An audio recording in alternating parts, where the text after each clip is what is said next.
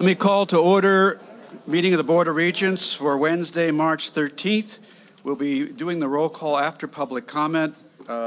This is our open session. To our guests in the audience, thank you for being here. Welcome.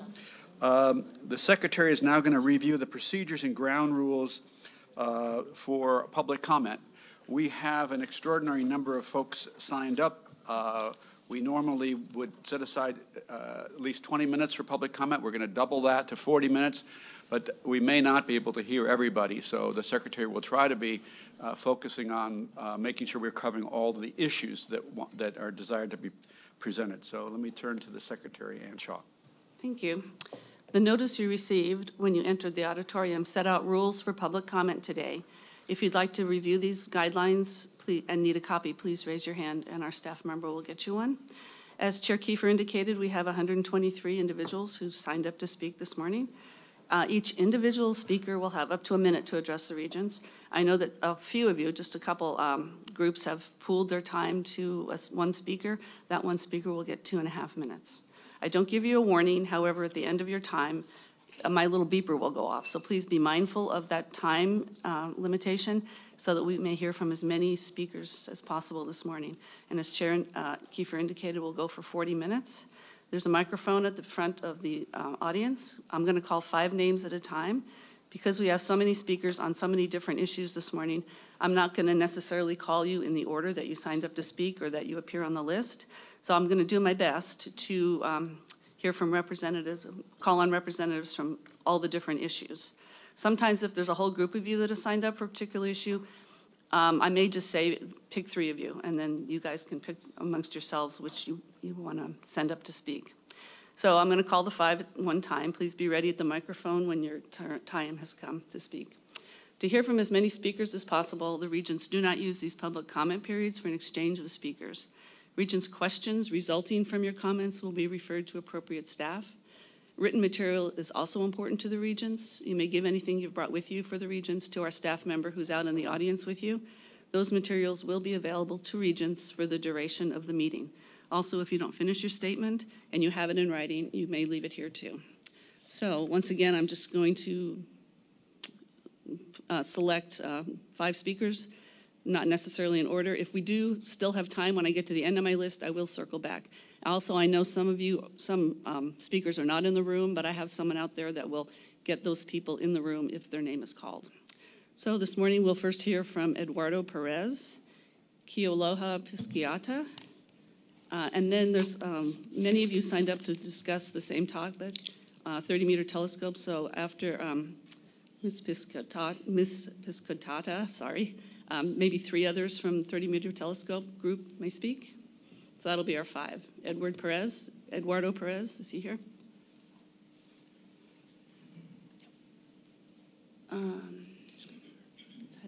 Okay. Good morning. My name is Eduardo Perez, and I am a second-year student here at UCLA, and I am also an undocumented student that will be directly impacted by the tuition increase for non-resident students. Increasing non-resident tuition is incredibly hypocritical and contradicts the already performative message of diversity and acceptance that the UC preaches.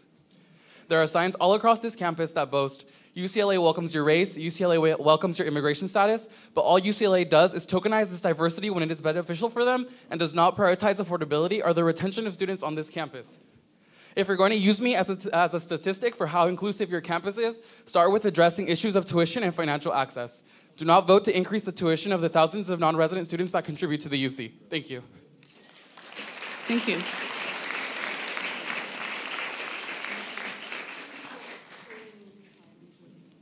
Okay. 2 people are pooling, I'm just repeating, 2 people are pooling time for me. Okay, and their names, so I don't call on them? Carla. Okay, I have that name, thanks.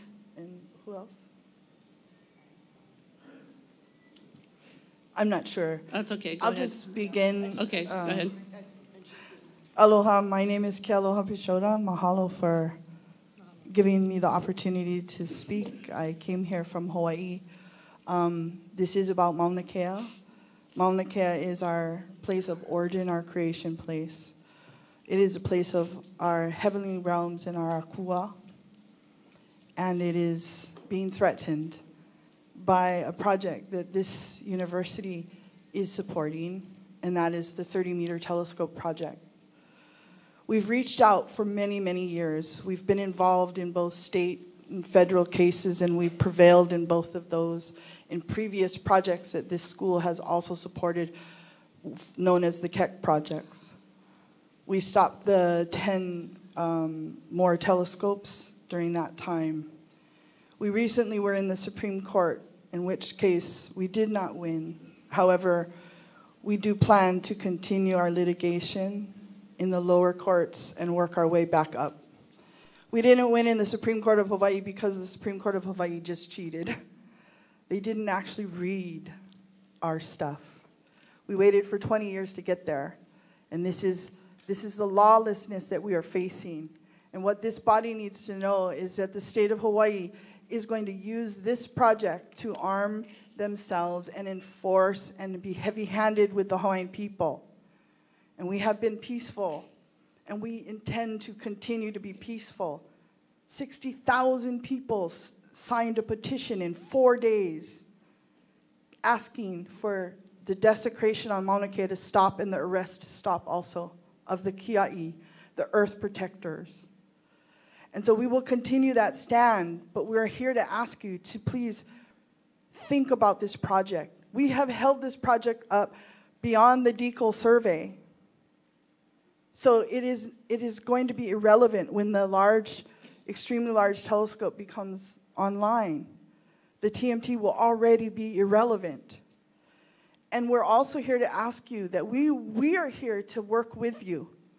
Because as Indigenous people, if you're Indigenous science or modern science, we all agree that the Earth needs help. What we need now is to put our efforts to help the Earth. And yes, we support astronomy. We're not against it.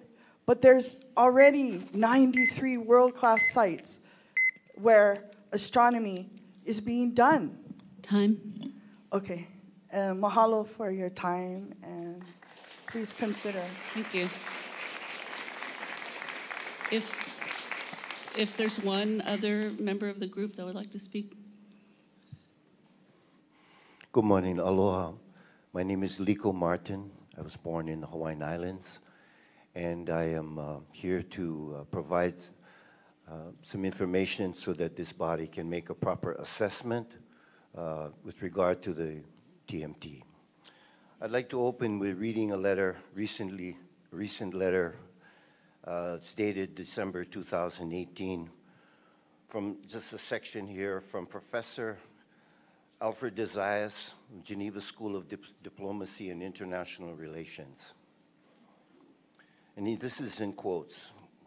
126 years after 1893 in Hawaii being held under U.S. occupation for 126 years. This is the confirmation of this. In quotes, the lawful political status of the Hawaiian Islands is that of a sovereign nation state in continuity, but a nation state that is under a strange form of occupation by the United States, resulting from an illegal military occupation and a fraudulent annexation. As such, international laws, the Hague and Geneva Conventions, require that governance and legal matters within the occupied territory of the Hawaiian Islands must be administered by the application of the laws of the occupied state. In this case, the Hawaiian Kingdom, not the domestic laws of the occupier, the United States. Given that information, you can look forward to this year. The resolutions will be going before the United Nations. Myself, I have filed many reports with the United Nations for a resolution to correct the status of the Hawaiian Islands. Presently, the status is the state of Hawaii is a federal corporation, which is technically confined to the 10-mile square of Washington, D.C. And as Dr. de Zayas has pointed out, some strange form of government. Getting right to the point of the University of Hawaii at this moment, when autonomy was granted by this corporation, it basically violated Geneva Convention 4 when you take the public institution and you make it a private business. And at the same time that this has been happening in Hawaii for almost 10 years now, we have great problems. So the information that I'm trying to bring to you is so that you can get an idea of what we're dealing with in Hawaii with respect to the TMT Thank and you. Are you the almost- position One of more the sentence. University of Hawaii, okay? That it comes under question of what they're doing. There's a real big conflict of interest here, okay? So thank you very much. Thank you very much. And I did let you I did want to hear the Regents wanted to hear your entire statement, so I did let you go over. So I think we're going to move on to another topic now and call on some others. If there's time, we'll circle back to other speakers. Next, we'll hear from Lindsay Saginaw, Trevi Mitra, and several of that person's colleagues have pooled, so they'll get 2.5 minutes. Ko Samoi, sorry, and Aiden Arasenham. Sorry, I'm butchering your names. Let's see, 1, 2. Okay, that's 4. So first speaker, Trevi Mitra. Is that person here? Okay. Lindsay Saginaw. Ko Smaui. Aiden. Is Aiden in the room? I'll just keep calling names then. Milan Patel. Shirlene Achen. Michael Ramirez. Aisha Halim. Alyssa Tambora. Christopher Alonso. Is there one? Okay. Yeah. Yeah. Okay, just since I called so many names, please identify yourself. Thanks.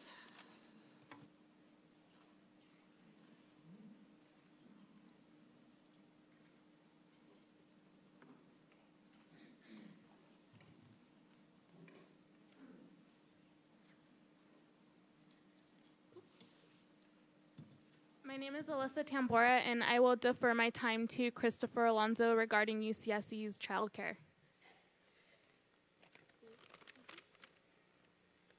Good morning. My name is Christopher Alonso, and I am 8 years old. My mom is a student at UC Santa Cruz.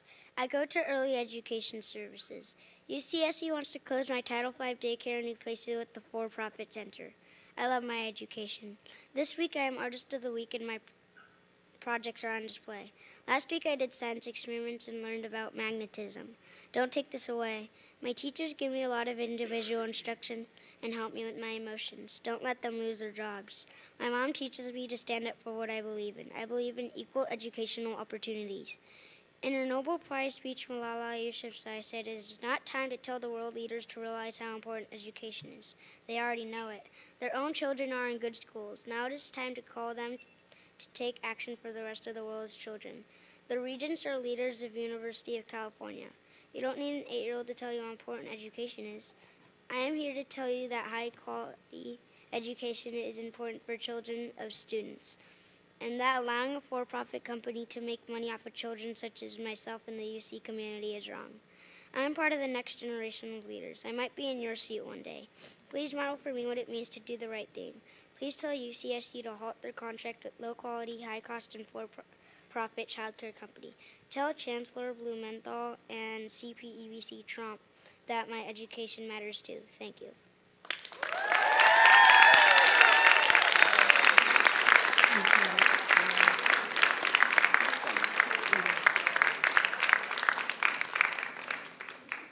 Okay, Aiden, go ahead. And since some of you are not in the room, so please identify yourself before you begin so I know who you are. Okay, thank you. Good morning. My name is Aiden Air Sussingham, and I'm a second-year student here at UCLA, and I serve on the board of directors of the UC Student Association. What I have here, in addition to the petitions of over 2,000 non-resident and in-state students regarding the non-resident tuition increase, is a newspaper clipping from this same week 51 years ago in 1968, when my grandfather first arrived as an international student at UC Davis. One generation later, my father also arrived as an international student at UC Davis, this time fleeing the civil war in Sri Lanka as a refugee to study at the UC, later repaying that gift of the UC by devoting his entire life to be an employee of the UC. And today I come before you as the Board of Regents, something I don't think my grandfather or father would ever imagine for their grandson and son to do. This is what you have to realize. Every international student that comes to the UC could bring with them generations of future Californians, students, and UC employees. But with this model of yearly increases in non-resident tuition, more and more students from around the world will be priced out. If it weren't for the UC being accessible, affordable, and attainable for my father and grandfather, I would not be standing before you today. Time. So as you make your decision, weigh the budget, but also weigh the lives of students and the generations of students, employees, and faculty that will follow. And weigh the 2,000 students who have already signed on to this today. Thank you.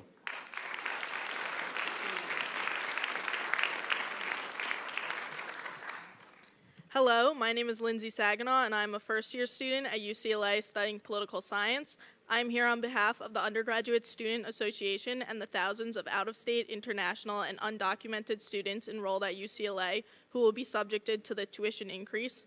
When I came to UCLA, it wasn't without risk. Over 2,000 miles from home, entering a school with more than 40,000 strangers, and the significant financial burden that is placed on students like me. But the lure of the #1 public school and one of the best research universities in the world was too big to give up. It seems, though, that the burden continues to grow. With each tuition hike, you alienate students that bring diversity of thought, diversity of experience, and diversity of people to Westwood. We are no different than our in-state counterparts. We have the same depth of knowledge and capability, and our pockets should be treated similarly. Students who have crossed borders, mountains, and oceans to come here for the opportunity to learn should not have to fear with each passing year how they will remain here. It is with this thought in mind that I ask you today to please vote no for the projected tuition hike for next year. Thank you.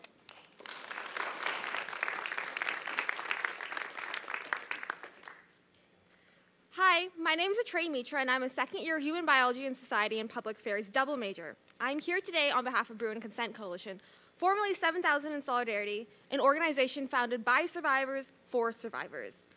We are here today to urge the Regents to give more funding to CARE so that they can have more trauma-informed care advocates and better prevention programming. Approximately 1 in 3 women, 1 in 6 men, and 1 in 2 transgender individuals will experience sexual violence over the course of their lifetimes. If you apply these numbers to UCLA's cisgender 31,000 undergraduates, that equates to roughly 7,150 individuals. And yet, there are only 2 CARE advocates. From 2015 to 2016, CARE had 207 clients. From 2016 to 2017, there were 388 clients. And from 2017 to 2018, CARE had 770 clients. This coming year, they are expecting nearly 900 clients. It is extraordinarily unreasonable for only 2 CARE advocates to provide services for all of these 900 clients. However, it is important to note that the most effective form of sexual violence prevention comes from creating a campus climate that stops it before it even happens, something that the CARE offices do through their prevention services and programming. Yet, when the CARE offices are expected to serve and train undergraduates, faculty, admin, and staff, or over 80,000 individuals, it is impossible for them to effectively reach everyone. If the UC truly wants to better support survivors and mitigate the sexual violence epidemic on our campus, they need to start funding those who are already doing the work. As someone who's heavily involved in sexual violence spaces on campus, does UC SVSH campus climate research and has thrust herself into advocating for CARE, I can speak deeply to the vicarious trauma surrounding this work. I can't sleep at night. I have panic attacks. I have anxiety at every moment of the day because I'm trying to understand how we can best advocate for survivors as well as mitigating this epidemic on our campus. This has been the most meaningful and yet hardest work I have ever engaged in my entire life. It has taught me how to truly love another. Everything we do is for survivors, and we will unconditionally support those who love them just the same. But we can only love them for so long before we burn out, which is why we need your help. I've come to believe that the most effective form of sexual violence advocacy comes from supporting those who are already doing the work.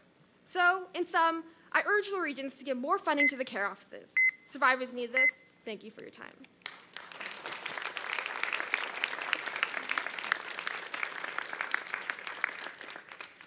Hello, my name is Kos Maui. I'm a second year here at UCLA. I'm a physics major, and I'm here on behalf of the Bruin Consent Coalition to advocate for more CARE funding. On the homepage of the University of California's Sexual Violence Prevention and Response website, they state that preventing and responding to sexual violence, sexual assault, sexual harassment, domestic violence, and stalking are top priorities for the UC. Yet there is still so much work to be done, and I'm here to ensure that our university fulfills that promise. The CARE advocates are the sole confidential trauma-informed advocates available to students, to survivors of sexual violence. Many survivors choose not to file official complaints, something that I'm sure most of you can understand since we live in a society where most people who come forward are often ignored, and the response is often to excuse the behavior of the perpetrators and to sympathize with their actions instead of sympathizing with the pain of the survivors. If a survivor chooses to file a report, whether it is to the Title IX offices or the civil and criminal justice courts, they then have to deal with a very traumatizing process. Sorry. Go ahead and finish your sentence. Okay. So the support of an advocate is like highly necessary in order to help them move through that process. And with that, I would like to urge you to give more CARE funding. Thank you. Okay, I'm going to call on five more, or is there someone else? Okay, go ahead. Good morning. My name is Milan Patel, and I'm an undergraduate student at UCLA. However, this morning, I'm not here for myself. I'm actually here for my two international roommates that couldn't be here this morning. And as a room community, all of us are collectively worried about the tuition hike that's being proposed for non-resident students. Now, we obviously understand how this tuition hike is supposed to benefit the students as a whole, and we know that it'll affect future non-resident students, but I feel like the effects on current non-residents at UCLA is a little bit vague, so I wanted to clarify that.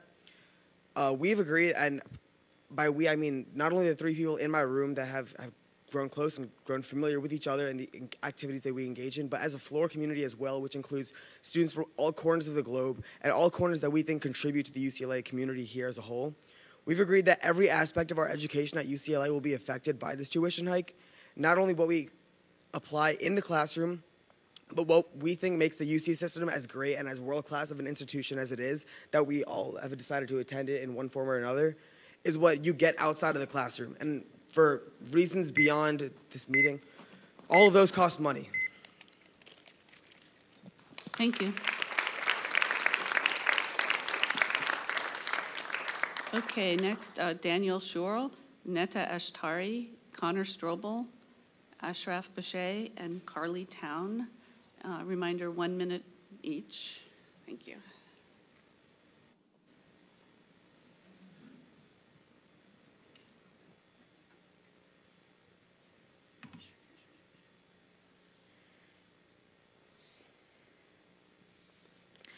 Good morning. My name is Carly Town. I'm a UC alumni, and I work for the women's peace group Code Pink. Code Pink is part of a national campaign that is calling on our universities to divest from the war machine. BlackRock, which is the UC's investment firm, invests billions of dollars in weapons companies that profit from death and destruction worldwide. For example, BlackRock owns more than 16 million shares of General Dynamics stock, a company that has provided weapons to Saudi Arabia, which is perpetrating the world's worst humanitarian crisis in Yemen. They also profit from the human rights crisis at our borders, contracting with the Trump administration to provide social services to migrant children held at the U.S. detention camps. The same children who are fleeing violence in their countries, facilitated by the sales of weapons from U.S. companies like General Dynamics. There should be no profit from war. There should be no profit from child detention. Regents, Code Pink urges you to end BlackRock's access to billions of UC funds. We urge you to stop making a killing on killing. Thank you.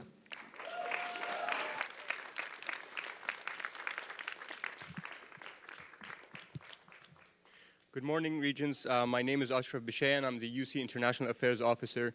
As an international student from Egypt, I'm very disheartened to be here, seeing another non-resident tuition hike being under consideration.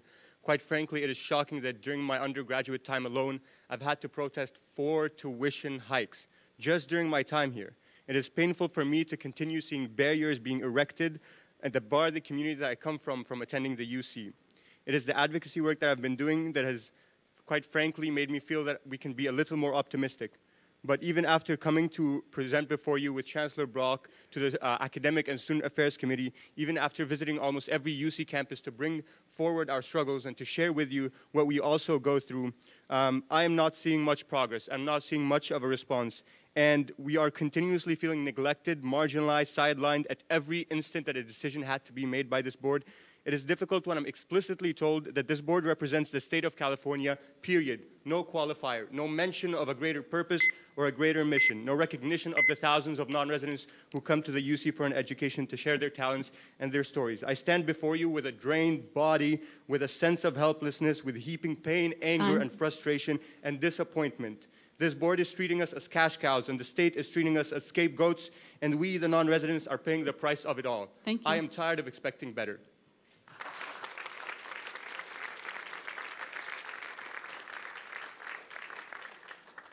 My name is Connor Strobel. I'm a graduate student at UC Irvine and chair of the UC Graduate Professional Council.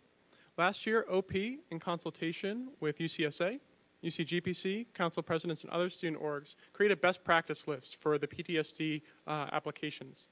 Those best practices sought to improve student consultation, as well as provide information that the regents felt they'd been lacking year over year. Those best practices lists, however, are not requirements, and as such, as the Academic and Student Affairs Committee has seen this year, they've been unused.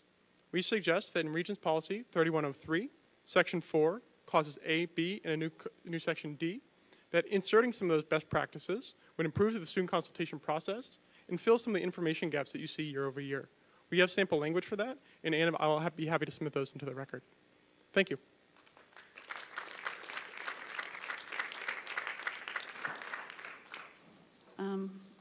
Ria Shetty, Daniel Brownstein, Nicholas Riani. Okay.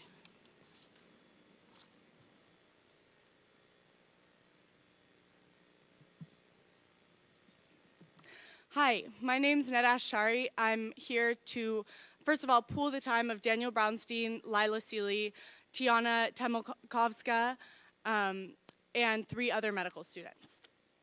Thank you all for having me here today. I'm here to speak to you about Xtandi. I'm a medical student at the David Geffen School of Medicine and co-president of the American Medical Student Association.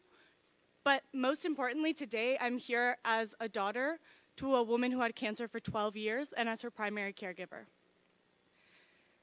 I was 4 years old when my mom was first diagnosed with metastatic breast cancer, and 8 years old when Anthem Blue Cross dropped her health insurance coverage, forcing my family to pay every single expense out of pocket. Shots of chemotherapy were upwards of thousands of dollars. For the next several years, I came to find out that in reality, the entire family had cancer. My dad worked tirelessly to cover these out-of-pocket medical costs, but eventually he lost his business, we lost our home, and we had nothing. I was 15 when I became my mom's primary caregiver, and 16 when we were told she needed immediate spinal surgery to live. When my mom became a single mom, she finally became eligible for Medi-Cal. But even then, I would talk to insurance representative after another who told us because of processing difficulties and technicalities, my mom couldn't get the life-saving surgery that she needed. I kept hearing people explain, it's just our policy. Our hands are tied. There's nothing we can do. And when I lost her on May 15, 2012, the worst part wasn't saying goodbye to the woman who loved me most and gave me life. The worst part was knowing that it would happen over and over again. And I was right. When I urged John Mazziotta and Jan Napolitano and the UC system to drop the Xtandi lawsuit, I keep hearing the same claims. Our hands are tied. There's nothing we can do. But for one moment, can you just step outside yourselves and imagine having to choose between the roof over your head and the chemotherapy you needed to stay alive? Can you imagine the guilt you would feel if all of your family's income went to your chemo bills? Would you even want to live at that point?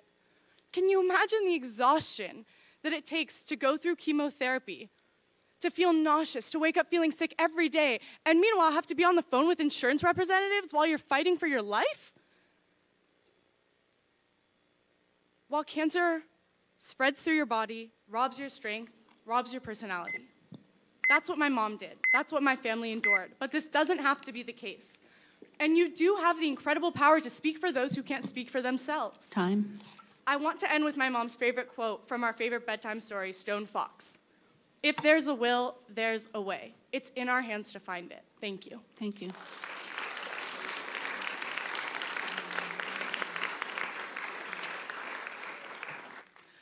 Good morning, Regents. My name is Mia McIver. I'm a faculty member here at UCLA, and I'm president of University Council American Federation of Teachers, representing contract faculty and librarians at all UC campuses. UC librarians have been working with an expired contract for 5.5 months. We're bargaining at Berkeley today. We're fighting for academic freedom for UC librarians, for an end to temporary librarian appointments, in permanent archives. We're fighting for competitive salaries to recruit and retain highly qualified librarians. I ask today that you tell Labor Relations to settle a fair contract now for Unit 17 librarians. Contract faculty will begin bargaining next month. Students at the greatest public university in the country deserve faculty with stable jobs.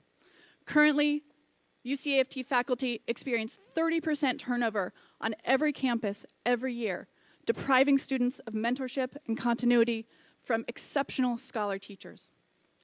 Here's an example of how the system is currently working to tell faculty that we are not welcome on campus. At the moment, UCLA is refusing to offer new faculty orientations on campus. We're required to travel off campus simply to get a new faculty orientation. As a result, only 1% of UCAFT faculty have received an orientation this year and are entering classrooms to teach without a basic understanding of the resources available to them. This is not only a disservice to faculty, it's a disservice to students who deserve fully supported faculty. Because contract faculty are much more likely than Senate faculty to be women and people of color, these and other exclusions contribute to sexism and racism at the UC. You have the power to change this. We ask that you set the tone from the top. Settle fair contracts now with UCAFT, with AFSCME, with UPTE, and get control of UC Path.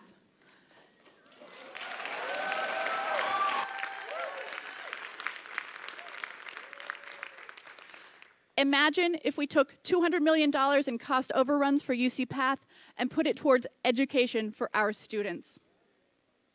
The UC Labor Coalition stands united in confronting and correcting these violations of UC Path and an employer's most basic obligations. Thank you.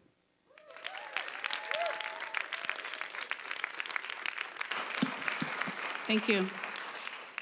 Okay, next, Nicholas Riani, and then I have a group from UPTE, so if you want to self-select 3 of you, that would be good. And then Carol Netter. So is Nicholas Riani here? I need 3 to yield, so who's speaking next? Let's have 3 UPTE people. Okay, okay.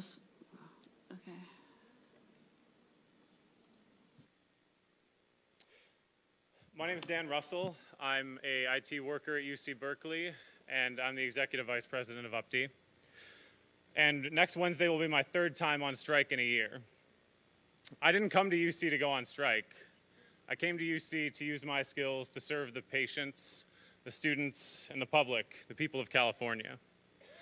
But I've sat across from your negotiators for 2 years who have told us that they need to continue to contract out our jobs and that the jobs remain need to accept cuts to our working standards, while top executives get 5- and 6-figure raises and bonuses every year.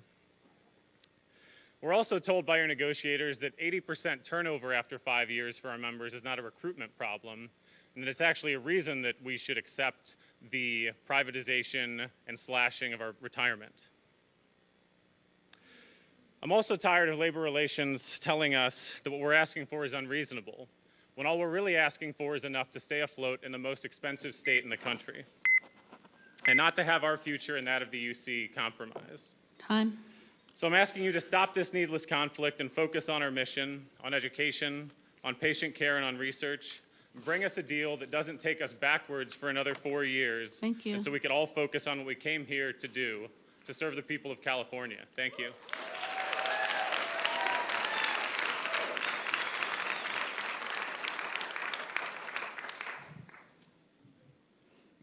My name is Joaquin Chavez. I'm an audiovisual technologist at UC Davis. I'm also a UC alumnus, and I'm vice president of UPTE CWA 9119. Our members see firsthand the crisis that the university management is creating. What should be the most shining, progressive institution in our state is tearing away the things that advance our society, the very reasons that we've chosen to work here. Students and faculty rely on the long-term staff, those who have institutional knowledge to manage the complex operations of the university. They work here knowing that they could earn much more in private industry because they believe in the mission of the university and service to the public. They also value the stability and the value of a retirement that will see them through their later years. While the board spent 20 years siphoning money out of the UC retirement system, our members sacrificed more and more to bring our pension back to health. Now that the bargainers that you oversee are trying to force us to sell out our future coworkers and the mission that we've dedicated our working years to, we ask you to drop these attacks and invest in a University of California that the public can be proud of. Thank you.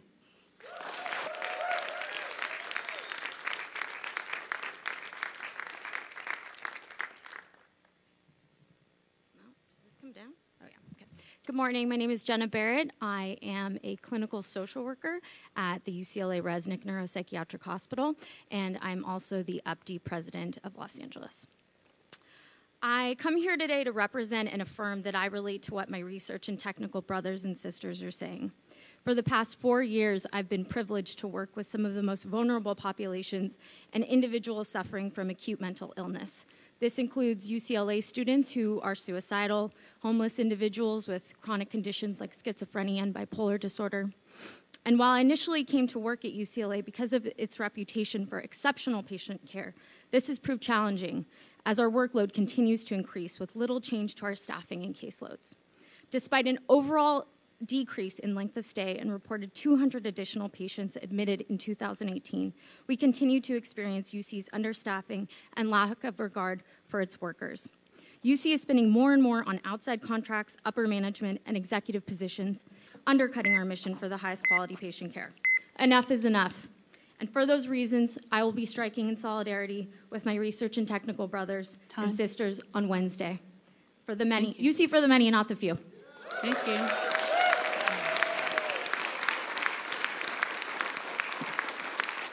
Okay, is Carol Netter here? Carol Netter, I'd already called her.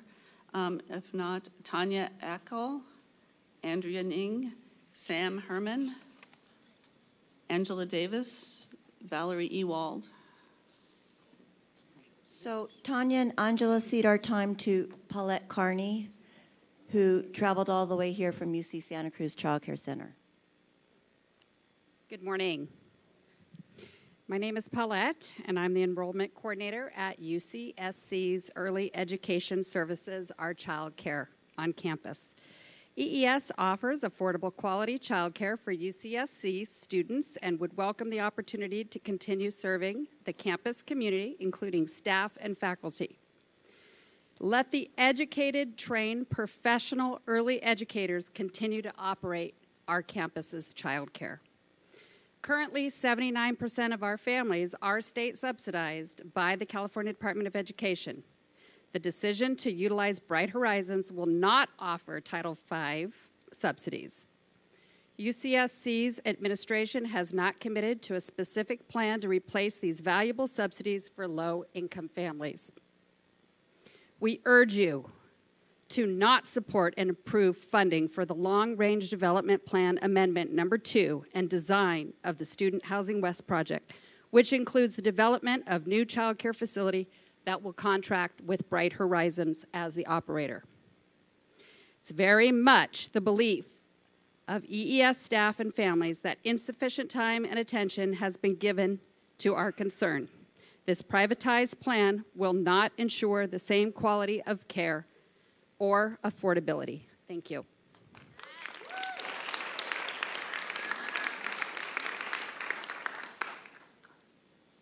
Thank you. Valerie Ewald, Emily Carrera, Madison Fontu, and and Monica De Leon. And Catherine Lieberger. That's 5. Good morning. My name is Valerie Ewald, and I'm a registered nurse at Santa Monica UCLA Hospital and a CNA nurse rep. Since the implementation of UC Path last fall, nurses at UCLA have spent countless hours checking their pay stubs to make sure they were paid correctly. Not only are the pay stubs difficult to read, but often there are numerous inaccuracies that lead to nurses getting shortchanged. A recent example of the inaccuracies caused by UC Path comes from my own unit. One of my coworkers who had finished paying her spousal support in 2014 after her divorce noticed that she was once again having this payment deducted after UC Path being implemented. When she called the UC Path Center, the only advice they could give her was to file a small claims case to get this money back from her ex-husband, taking no responsibility for the mistake. It was only after the union got involved and contacted labor relations that we were able to secure her back pay of nearly $7,000. However, this amount does not make up for all the emotional stress she went through, the time and everything. There's been numerous stories of nurses being shortchanged on their paychecks, not being paid correctly, for overtime, for differentials, and we demand an immediate response from UC to take care of the issues with UC Path. And it's not just nurses, it's people throughout UCLA. And also, we stand in solidarity with our UPTE and AFSCME brothers and sisters in their fight for a fair contract.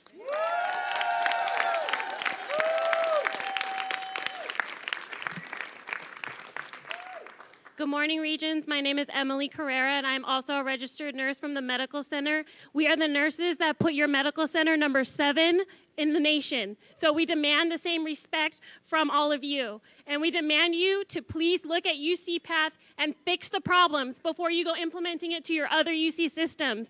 UC San Francisco is number 1 on the west side, and then you got UCLA right behind them. You got 2 med centers that are at the top of the medical game. And you guys are not treating us with the respect and the devotion that we put into the work that we do every day for our patients. So please, please, please fix UC Path.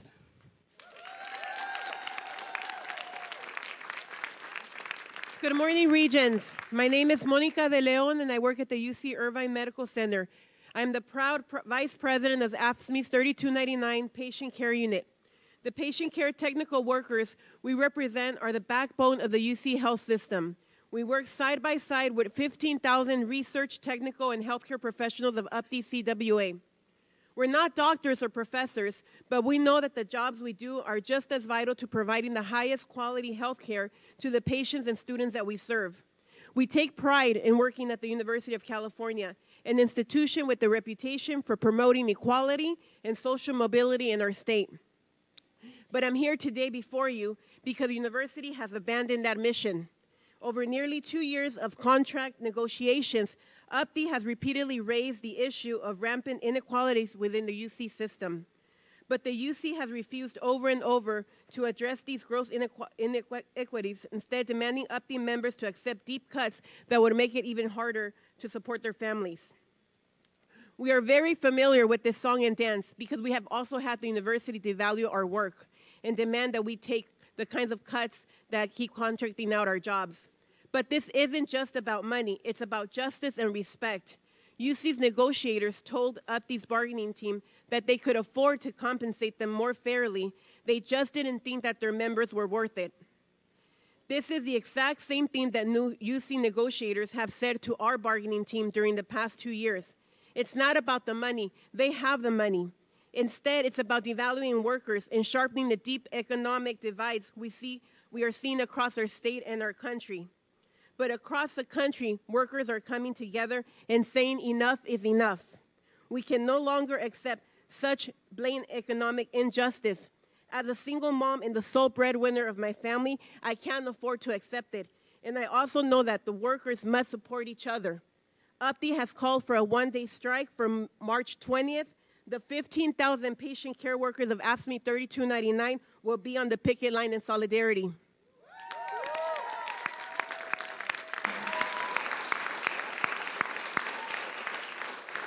Thank you. I just want to remind everyone that Ms. DeLeon had many colleagues pulled to her, which is why she had 2.5 minutes, and Ms. Liebarger also has colleagues pulled. And then Madison Fontu is the only other name I've called so far, will have 1 minute. Did you have Davina Woods on the list?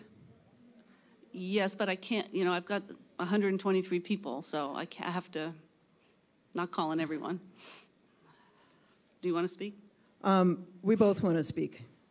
If you can fit one more person in, this has been a 2-year. Yeah. Okay, Ms. you. Woods will get 1 minute then. And then, Catherine, are you speaking? Yeah. Okay, so 1 minute for Ms. Woods, 2.5 for Ms. Liebarger. Good morning, Regents. I'm Davina Woods, and I'm a senior custodian at UCLA, where I've worked over 8 years. I'm also a proud member of ASFE 3299 Service Unit Service Worker Unit and a member of the union's bargaining team. We represent 10,000 groundkeepers, bus drivers, cooks, and custodians who devote their lives to keeping UC running. While we are the lowest paid career workers at UC, we are proud to do the hard work that keeps UC facilities clean and safe for millions of students, patients, staff, and myself. Many of our members work alongside members of UPTE, and we will be proudly supporting UPTE's March 20th strike to protest the ways UC is promoting inequalities and devoting their work. One of the main causes of inequality at UC is the university's efforts to outsource jobs and undercut wages. For years now, everyone, from media outlets to the California state auditors, has exposed how UC's outsourcing is cheating and abusing California's most vulnerable workers, particularly women and people of color. And for what? Because UC executives, many of them who are paid 20 times more than the average UC service worker, seem to believe that their employees are disposables. Thank you. It's happening at most UC facilities. There is a difference between a career and a dead-end job. Like so many of us, UPTE members came to UC to build a career, and so does we. And that's why we're striking on March the 20th. Thank you. So, Catherine, before you begin, you have colleagues pulled to you, so you'll have the 2.5 minutes, but you're the final AFSCME speaker, correct? There's the people Thank behind you you are not with AFSCME, right? Yep. Okay, thank you. Go ahead. Morning, Regents. My name is Catherine Liebarger. I'm a lead gardener at UC Berkeley, president of the 25,000 patient care and service workers at UC.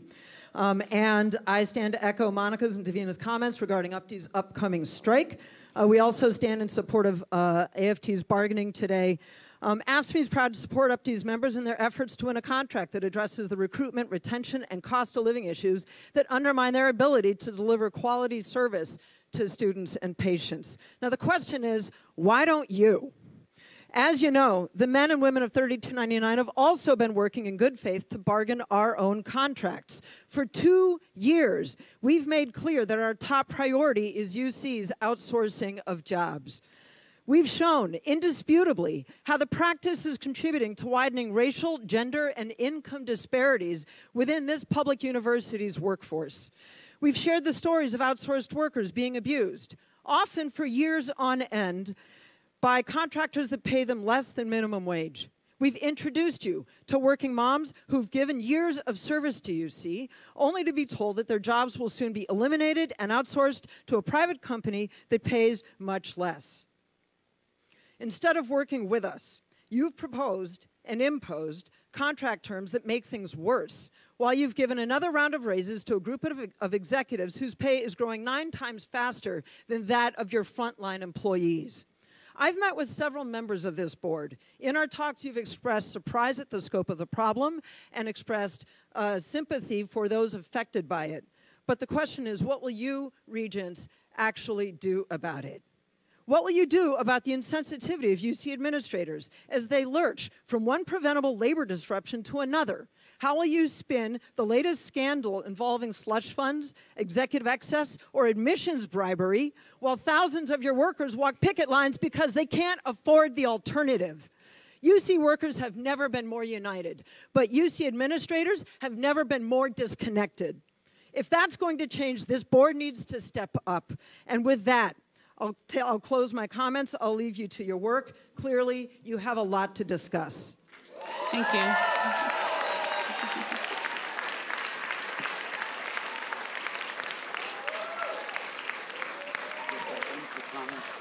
I had called on one more person. Okay, I had called on one more individual, and then the time of 40 minutes is up. That was Madison Fontu. Is Madison here? So we've gone 45 minutes, actually. People's names been called? Were your names called previously? Sorry? Did I call your name earlier? Hi, so my name is Andrea, and I'm the International Student Ambassador of my home country, Malaysia. So please take what I'm about to say as not just from me, but from the communities that I represent. I'm here because I oppose the 10% gap on non-residents as well as the tuition hike. Very briefly, being international is not without its financial hardships. Before UCLA, I went to a community college purely because it would save me more than half of the cost, and even then I had to work 2 part-time jobs just to stay in this country. I feel that the cap would be unfair to non-residents because I've had the pleasure of having so many American students come up and tell me that I'm the very first Malaysian that they have ever met. And I believe that an institution like the UCs that highly value diversity should not take that away from students' college experience. Thank you. Thank you. So I had called Ms. Ng earlier, so had I called your names earlier? Yes. What was your name? Samiha. And I'm taking place of Sam Herman. I was just called and I came in. Oh, so she's taking someone else's place. Do you want to hear from these 4 people and wrap it up? Yeah, okay. let's continue and hear from these 4 people, and that's it. No more people in line, please. We're not going to go through this continually. It's not going to be a repeat, but we'll extend the we're already past the 40 minutes. We're past 45 minutes, and we will hear these additional folks. My name is Samiha. I'm a California resident, 3rd-year computer engineering major, and I oppose the non-resident gap. I have witnessed international students be the first to look for and jump at resources and opportunities, already realizing their privilege to be here, only to realize these superficial resources do not compensate their needs. Specifically in the CS department, I have seen international students be the front runners, even developing 2 and upcoming startup clubs, which have gotten external recognitions from big companies with big money. Despite their initiatives, UCLA has failed to support due to the lack of affiliates who sponsor international students. Having international students make money, give UC's money, but not make money on their own.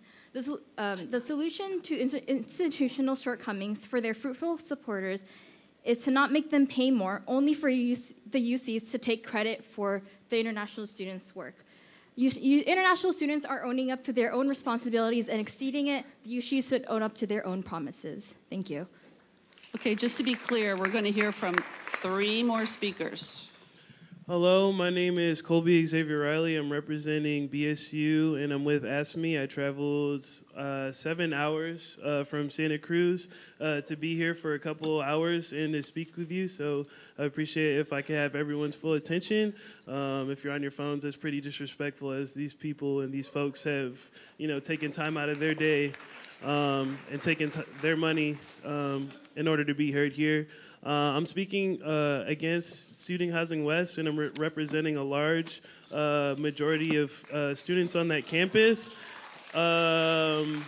Just really quick, it's just really terrible. Student Housing West is 45% singles. That's not affordable. A lot of students can't afford that.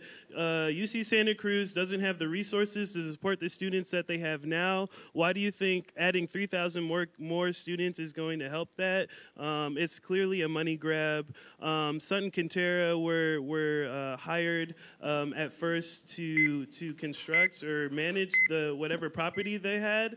And when I confronted Chad, the person in charge of building Student Housing West, and I told them about the internment camps, and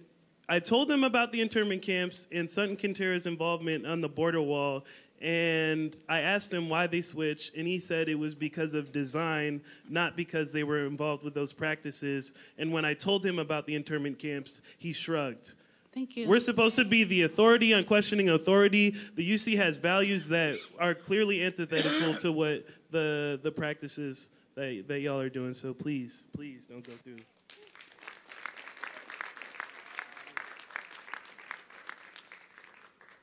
Hi, my name is Prajay. I'm a 4th year at UCSD. I'm here on behalf of UPD and AFSHME. And we took the train up from San Diego this morning to be here, so thank you for giving me a chance to speak. I just want to say our experience at school would not be possible. Y'all fail to recognize time and time again that the workers here are the reason that this university is able to run. Workers literally run the system. Specifically talking about mental health services, they've always been inadequate at our school. It takes 3 to 4 weeks to get like a simple appointment, and nothing about the UC's offer to UpD makes me comfortable that that's going to get any better. And as a student who relies on CAPS, that's important to me, right? Like one psychologist for 1,550 students on my campus is not enough. And it's also telling of the UC's history of racism that the same union, which is the lowest paid, I'm talking about AFSHME, the lowest paid has been the one that's 80% black and brown folks, and also the union that has been left out of contract and ignored for 2 years. Thank you. Right? As well as the UC has been late about 2 hours to literally every meeting that they've had for bargaining with AFSHME. Thank you. So what we're asking of you is not that hard, right? Y'all give chancellors a raise of 3% literally every year. We're Thanks asking you to very give much. the We have workers one more their speaker. contract. I'm going to start Thank the you. time. Hi, my name is Sabina, and I'm a senior sociology major at UC Santa Cruz. My friends and I have driven all the way from Santa Cruz during our week 10 when we should be studying for finals because we are in solidarity with workers, with AFSCME workers and with UpD workers. It took us 7 hours to get here, and it was so hard just to be able to speak because you all are supposed to be representing us. But what I'm here to say is that workers are the backbone of the UC. UpD workers have been calling out the inequality at the UC, while chancellors and top executives are receiving 6 figures. The average UpD worker has a little over $54,000 per year, which is not nearly enough to pay for rent in San Diego, Los Angeles, Santa Cruz, Berkeley. And low pay has also led to low retention of workers because they can't even afford to stay. I have solidarity with UpD because they know what it feels like to be devalued by the UC, and so do students. We have been raising these concerns about inequality at the UC over and over again, and the UC has refused to listen to us and has refused to address our concerns. This is not okay. The fact that the lowest paid workers on campus, the members of AFSCME 3299, are 92% people of color, immigrants, and women is bad enough. This is inexcusable for the UC to refuse marginalized people their basic needs. Additionally, privatizing childcare at the UC is inexcusable. I'm also going to keep speaking because Nicole from Beyond the Score was not able to speak and you did not allow them time, and I think that is incredibly rude. Standardized testing and admissions is ultimately made to restrict low-income students from higher education. It does not measure ability to succeed in college, rather than instead it actually measures socioeconomic class. As we saw in yesterday's news, the rich can simply buy their way into UCLA. Low-income students have to work harder and have to overcome many more obstacles than rich students. And yet low-income students are admitted to UCLA at lower rates because of a score on a classist and racist exam. The rich can simply pay for someone to take the exam for them and not even have to take the exam at all. As members of the impacted community, Beyond the Score supports the end of required standardized tests in UCLA's admission processes.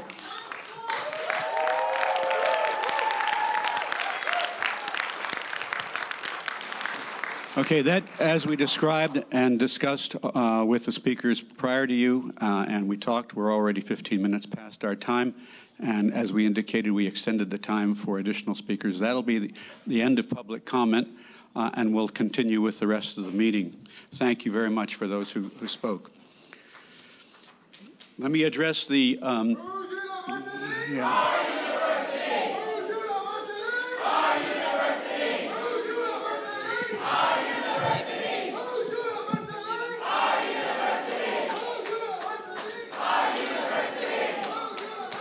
I'm going to ask you to clear the room.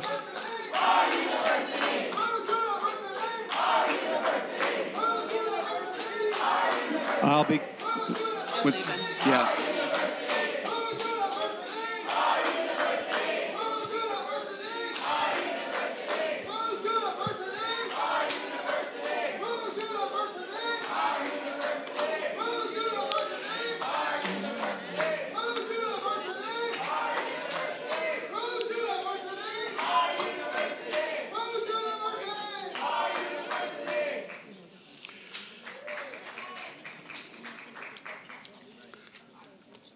All right, we'll continue with the meeting. I'll ask the secretary to read the roll. Okay. Anderson. Anguiano. Blum. Butler. Cohen. Elliott.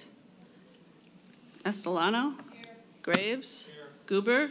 Kiefer. Here. Kounalakis. Lansing. Lieb. Makarishian. Morimoto. Napolitano. Newsom. Ortiz Oakley. Park. Perez. Rendon. Sherman. Suarez. Tauscher. Thurman. Zettel. You have a quorum. All right, thank you. Again, thanks for the speakers for their comments, we have made notes, I know a number of us, on the points that were raised, and we'll be following up. I would be remiss in not mentioning, as all of you know, we have learned yesterday that UCLA was one of a number of universities that were victims of an illegal scheme related to college admissions. And from the reports that we've heard, the activities are both abhorrent and rather disappointing. We are going to be continuing to learn. I know the Chancellor has made a statement on this and our commitment to fair and open admissions. As some of you probably know, the university regents adopted a policy back in the 90s on all of this to keep influence out of admissions. So it's very disheartening to see this criminal activity affect us and other universities. Happy to be back at UCLA, which I just note will this year begin in May, celebrating its 100th anniversary. Yesterday, several of us attended an informal reception with students, predominantly at UCLA. It was a valuable session to hear from a lot of students, and I especially want to thank Aidan Arasassingham for putting that together along with the Student Association at UCLA. We then went into a panel discussion on UC budget activities with students, again, very, very informative. And I think it's important to, again, thank the students for the cooperation this year and the working together as we've tried to match our agenda with theirs in dealing with the state legislature for more funding for the University of California. As most of you know, we hosted a reception in January following the last meeting for the new legislators, and many people from the governor's office attended. It was a very good event. Yesterday, the Special Committee on Basic Needs met for a second time and reviewed data and basic needs information, as well as funding priorities, and discussed the governor's budget proposals regarding student hunger and housing. The Investment Committee met yesterday, and Regent Sherman will be reporting on that meeting tomorrow. Let me note for those of you in different committees, this month's agenda is a little different because two committees will be meeting off-cycle to provide more time and in-depth discussions. The Public Engagement and Development Committee will meet on April 22nd at UC Davis, and the National Labs Committee will meet in late March at the Lawrence Livermore National Laboratory. Those of you on the Public Engagement Committee will have some free time this afternoon, and of course you're welcome to attend and sit in on the Audit Committee meeting. Let me cover some of the issues that are coming up today, just to highlight for you. Academic and Student Affairs will be talking about PDSTs, post-degree supplemental tuition. In finance, we will continue a discussion of the Santa Cruz issue and of development plans, along with some other important issues. In audit, in closed session, we will be hearing briefings on foreign influence at the university and a discussion of cybersecurity issues. And in governance, we'll be looking at workforce planning at UCOP. I want to emphasize that one because for the last 2 years, this board and the university have been very, very focused on the Office of the President and under her leadership looking at ways to streamline, assess whether there's duplication, assess whether we have the right manpower, and so our discussions in governance are a continuation of that and the various studies and reports and examinations we've been doing over the last 2 years. On Thursday morning, we'll continue our discussion of the multi-year framework for the budget, this time focusing on the investment in the next generation of UC faculty and research. And we'll discuss the nexus between that budget and the UC budget and the request for funding from the governor and the legislature. Finally, on Thursday, we're going to hear a presentation on the Division of Agriculture and Natural Resources. And for those of you who have not looked at that department and division within UC, it's an incredible division that has been involved in the economic development of our state for 50, 100 years almost, I guess. So that'll be, I think, a very informative point. So let me call now on the President for her own remarks. Thank you, Chair Kiefer. Good morning, everyone. I'm pleased to reaffirm what I announced last week in Sacramento, which in turn reaffirmed comments made by Chair Kiefer in January, which is our intent to hold in-state tuition flat in year 2019-20. This will be the 7th time in 8 years that we have held tuition flat for California resident students, despite rising costs and growing enrollment. As you know, since 2015, the University of California has added 14,500 California resident undergraduates, far exceeding our initial enrollment target of 10,000 students by 2018. And at the same time, we have been working to expand affordable student housing to address issues like food insecurity. I think we can all agree that accessibility and affordability remain key values of the university. And I think keeping tuition flat next year is the right thing to do for California students and their families. However, I think the regions need to be cognizant that holding tuition flat means that UC has less institutional aid to distribute to our lowest income students for their living expenses. Currently, the university takes 1/3 of tuition revenue and returns it as financial aid to our neediest students to cover the total cost of attendance. When tuition remains flat, so does that funding stream. And meanwhile, non-tuition costs continue to rise.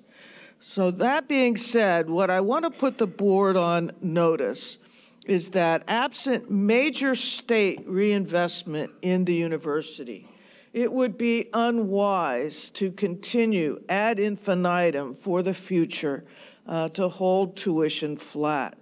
And I just want the board to begin thinking about that and what it means and what it means for the future. But meanwhile, the issues of accessibility and affordability are driving our ongoing efforts around the multi-year framework that we will be discussing tomorrow. Our discussion will focus on what we not only want to do for degree attainment and closing achievement gaps, but also what we would like to do with respect to growing and diversifying the professoriate and supporting the important role that UC's research plays in meeting California's needs and fueling the state's economy. The framework efforts are informing our discussions with the governor and the legislature regarding our 2019-20 state budget and ongoing funding for the university. We look forward to continuing to work with state leaders to produce a budget that reflects the needs and priorities of Californians and helping California and Californians achieve what we call the California dream. As we maintain and expand access to a world-class higher education, we continue to support the undocumented members of our community. We were pleased to hear yesterday that California Congresswoman Lucille Roybal Allard introduced the Dream and Promise Act of 2019. That legislation would allow certain immigrant youth and other individuals raised in the United States, including all DACA recipients, to earn lawful permanent residence and American citizenship. We fully support this bill and appreciate the efforts of Representative Roybal Allard. Dreamers and recipients of temporary protected status and deferred enforced departure protections are an important part of our nation's fabric. They're educated in our schools, they work side by side with us, they contribute to our economy. DACA students across UC campuses, they're studying to become doctors and lawyers and teachers, engineers. They contribute important ways to our communities and to the country and the state that has invested in them. Now we need to provide the certainty that they deserve. But meanwhile, spurred by the university's lawsuit challenging the rescission of DACA, DACA recipients are renewing at the rate of approximately 90,000 per quarter. If the Supreme Court does not rule on this issue until 2020, nearly half of the DACA population will have been able to renew their status during the injunction that the university obtained. Another bit of good news, earlier this month, we announced that the university has been selected by Reach Higher to co-host its 2019 College Signing Day on May 1st, right here at UCLA. Reach Higher is the college access and success initiative launched by former First Lady Michelle Obama during her time in the White House. College Signing Day recognizes high school seniors and transfer students, especially those from low-income, underrepresented, and first-generation college backgrounds, for committing to pursuing a higher education, whether at a community college, a four-year institution, a professional training program, or the military. It's held on May 1st to coincide with a common deadline for students to respond to offers of admission. We're thrilled to host more than 9,000 California high school and community college transfer students, as well as Mrs. Obama, and a host of other celebrities, athletes, and performers to celebrate these students' academic achievements and offer encouragement and guidance as they map out their futures. And while the main event will be held here at UCLA, other UC campuses will hold simultaneous celebrations of their own for students in their areas. It's sure to be an inspirational day, recognizing the hard work of California students, and we're excited about it. I'm also excited to share that the university's National Center for Free Speech and Civic Engagement will host its first conference in Washington, D.C. next week. The conference will bring together scholars, journalists, private sector leaders, students, the center's fellows, and others with a wide variety of viewpoints and knowledge about free speech and how free speech is enacted and carried out on our nation's college campuses.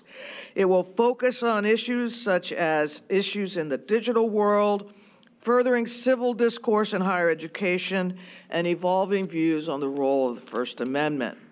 I think the conference comes at an opportune time as the federal government contemplates an executive order regulating free speech on college campuses.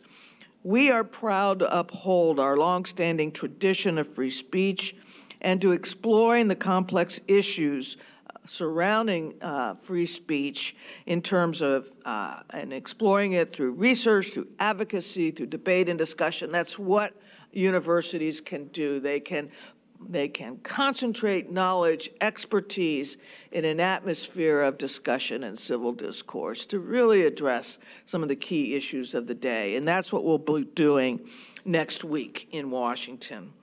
And finally, I can't close without commenting on the admissions cheating scandal that broke in the news yesterday. To our knowledge, only one of our campuses, UCLA, was affected, and they have taken prompt action to deal with the coach who allegedly took bribe money. But the scandal should give us all pause to think about admissions, and are we doing it in the fairest way possible? And do we have sufficient protections in place to ensure that our admissions are done without similar incidents occurring? So this is something that I think the board should be contemplating, and we all should be thinking about as we move forward and as further facts from the actual case become public. And with that, Mr. Chair, that concludes my remarks. Faculty Representative May, can we hear your remarks? Thanks. Thank you, Chair Kiefer and members of the board. Since I addressed the board 2 months ago, the Academic Senate has been active on a range of issues of importance. Just to mention just a smattering of what is currently on the plates of our committees and task forces, We're looking at the significance of standardized testing for graduate admissions, conducting an overview of the value of self-supporting professional graduate degree programs, addressing a range of faculty diversity initiatives, looking into the efficacy of student course evaluations, and considering the development of policies for providing a UC education to students who are unable to be on campus, for instance, because of being hospitalized, incarcerated, or unable to leave their own country. We're also pleased that an academic freedom policy for non-faculty academic appointees, developed by the task force formed by Provost Brown at the behest of the Academic Council, will be shortly sent out for system-wide review. But before turning to the issue of primary focus today, I would like to take a moment to point out to the board that sitting around this table are not only the chair and vice chair of the Academic Senate, but so too is the president of the Academic Senate. That person, as provided in the bylaws of the Academic Senate, is also the president of the university. Now, when one of our colleagues publishes a major volume, it's our custom to take note. So I would like to take this opportunity to congratulate our Senate colleague, President Napolitano, on the publication of her new book, How Safe Are We? Homeland Security Since 9/11. In it, President Napolitano draws on her tenure as Secretary of Homeland Security, and according to the Amazon blurb, pulls no punches in arguing that the Department of Homeland Security has made the country more safe and secure, and that she, quote, grapples with how these security efforts have changed our country and society. We look forward to having a seminar with President Napolitano for a critical discussion of her book, and also look forward to perhaps a future volume in which she calls upon her time as president of the University of California and offers us her perspectives on the most important issues in higher education.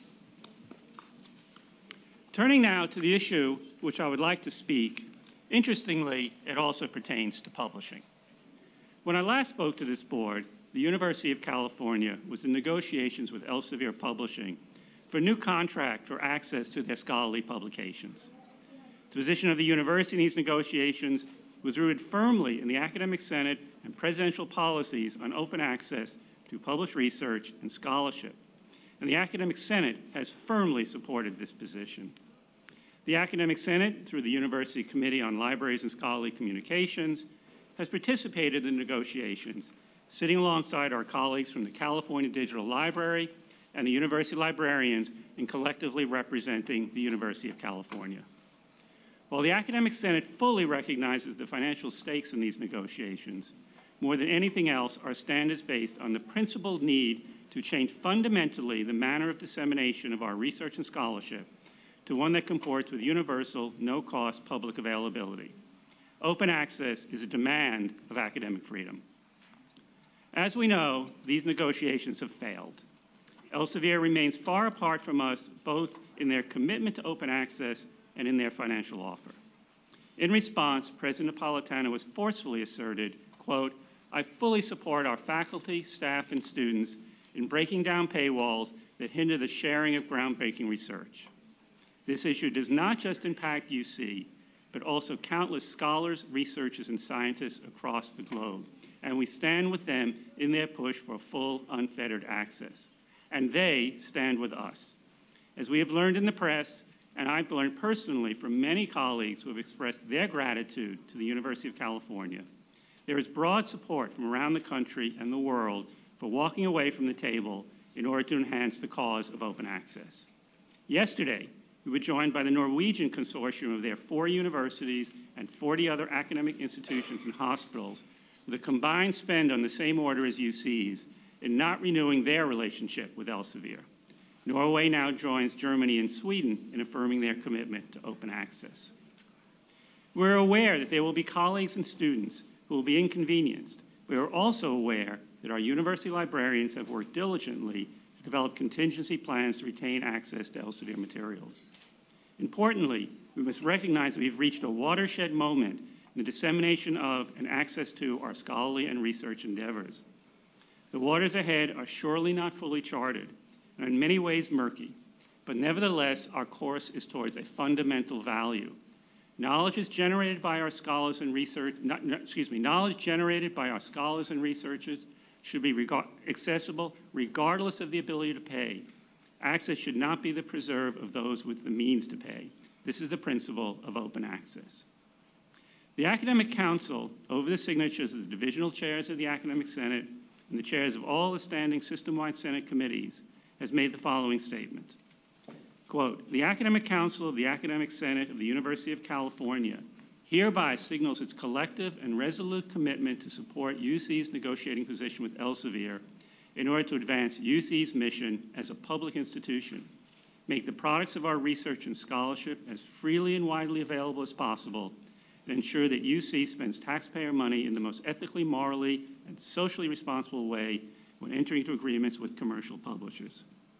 As the chair of the Academic Senate, I invite the regents of the University of California to add their endorsement to the Academic Senate's resolution and join with us and the President in support of our affirmation of the university's forward-looking stance on open access scholarly publication. Thank you, Chair Kiefer. That concludes my remarks. All right, thank you. This morning, the Finance and Capital Strategies Committee will be in this room. The Academic and Student Affairs Committee will meet next door. Both meetings will be video streamed. Committee members should break for lunch when they adjourn, or if you're running over, please grab your lunch and continue. We want to start the afternoon meeting of Audit and Compliance at 1:30, and that will be also in this room, followed by the Governance Committee and a very brief meeting on the Nominations Committee. Before I adjourn this meeting, I'd like to ask the Secretary to read an announcement concerning closed sessions. The Regents and its committees will meet later today and tomorrow in the following closed sessions. Compliance and Audit Committee to consider items C6X through C12X. The Governance Committee to consider item G7X. Finance and Capital Strategies Committee to consider F11X through 12X. And the Nominations Special Committee to consider item S4X. And as a Board of Regents, tomorrow to consider recommendations and discussions from the committees that met in closed sessions today. All is duly noticed. This announcement is made in accordance with state open meeting laws. All right, thank you. The meeting is adjourned to committee meetings. Thanks. Where's Academic Affairs? Here? Where's Academic Affairs? I think right next door. Next door.